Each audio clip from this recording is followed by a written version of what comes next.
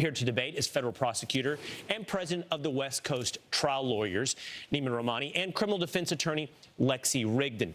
Thank you both for being with us this morning. I know you are on separate sides of this issue, but before we get into that debate, let's talk about the new evidence and why there would even be a possibility of resentencing the Menendez brothers. Neama, this has to do with sexual abuse by the Menendez brothers' parents. New evidence suggesting that was, in fact, perhaps true. What would that mean for resentencing?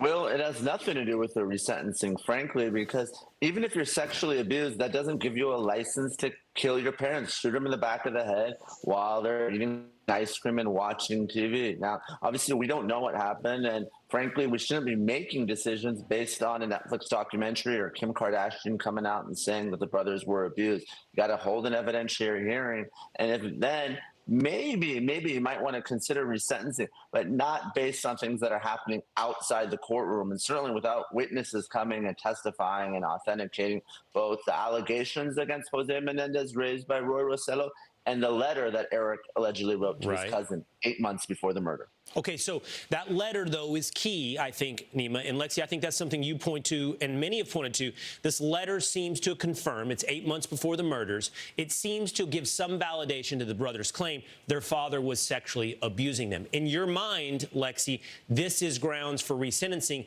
And explain to us why, because it's the length of the sentence they got compared to other people who might have been motivated by similar abuse.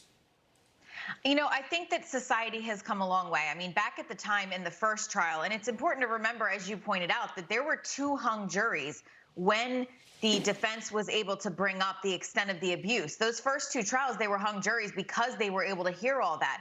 They were convicted and sentenced to life in prison in the second trial when they were tried together, when they weren't able to hear it. And I think that society has come a long way. One of the prosecutors even made the argument in the second trial that men can't be raped. Well, we all have, you know, society has changed its views on domestic violence and sexual abuse between men.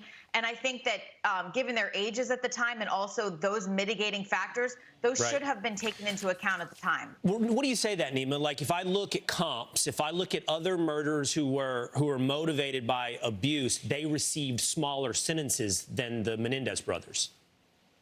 I understand the argument, and I respect Lexi, and we're talking about folks like Gypsy Rose Blanchard. She got 10 years, served 8.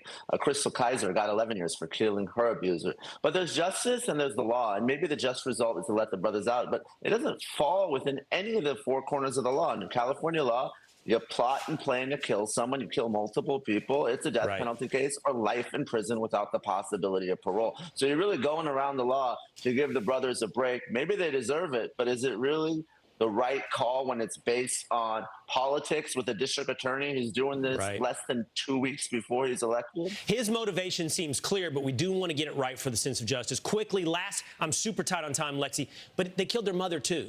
Like, if he's alleged of the abuse, doesn't that undercut the motivation if they killed their mother, too?